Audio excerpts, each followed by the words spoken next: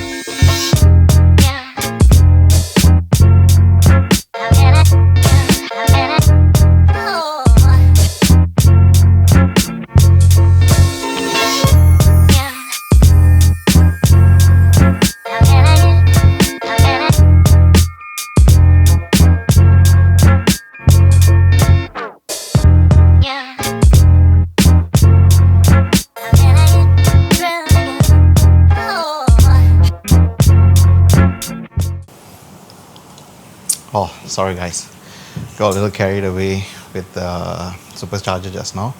But Chris, if you're watching this, so Chris is the owner of the 60 series. If you're watching this, don't worry, I've wiped it down very well.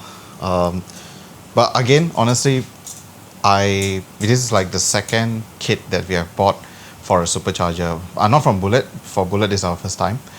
We have bought before a supercharger for the Mini, and even though pricing wise it's about the same, I would say after everything it's not as well built as the one that we just received. So there is Davis Craig water pump, the radiator is big enough for the but anyhow, still a lot of people are going to say that it's expensive. But all I have to say is like, so Oriignal, who is building back his Hilux engine with us, he's spending about the same to just build back his engine and do a couple of upgrades. Shukri is doing his LC2 with us. He's doing just the bottom end, and again that's about the same price. And then we have Joshua, who is building his Range Rover Classic with us. So he's a madman. He has done we have put in the Range Rover Sport engine into that, and people will probably never see it, but he has some like crazy audio stuff going in, like three-way components from Morel, a couple of Rockford amps, subs, but all that will be hidden and you'll never see it. So is there a correct way to spend your money? No, there isn't. Just do whatever the hell you want. That's why I keep telling people, I would say just the easiest thing to say is empty vessels make the most noise.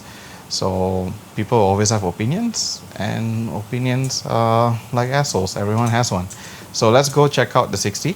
So a little context, the V8 just fitted in easily. No, actually there's quite a bit. It's quite more involved than the 80 series, mainly because the 80 series, the 100 series, and the 200 series actually has the same wheelbase, which is 112, and then the 60 series has a wheelbase of 107. So that made it a little bit challenging to get the gearbox and transfer case right. But we have found a position that we are happy with, that I think would prevent any vibrations or whatnot. So let's check it out. Yeah, so right now it's in. We are in the midst of fabricating new mounts. And when we do fabricate mounts, we actually use brand new mountings. So that's why those who are building out there, I think the one advice we can give is use new mountings, new original mountings when you're doing any measurements. That's the best way to go about it. The gearbox, we have got it to where we are happy with, and to achieve that we had to make some, basically we had to cut quite a bit. The 100 series gearbox, the automatic gearbox, it's sort of sits taller than the 60 series. But anyhow, that's fine. And it's also the transfer case is different. The transfer case is, I feel it's a lot bigger in the 100 series over the 60. But right now that is done. And just one thing, when you guys are doing restorations, so do me a favor and not use this stuff, this material in it. You know, it's meant for more for house use. So this is why I didn't want to do a video for the 60, because it's not everything is in, but we're in the midst of getting everything in, as in the drivetrain, powertrain wise. And then once that is done, then I will do a proper video to showcase all the other stuff, because this is also getting an 80 series axle with the full suspension and everything from Dobbinston. So yeah, stay tuned. Thank you guys for watching.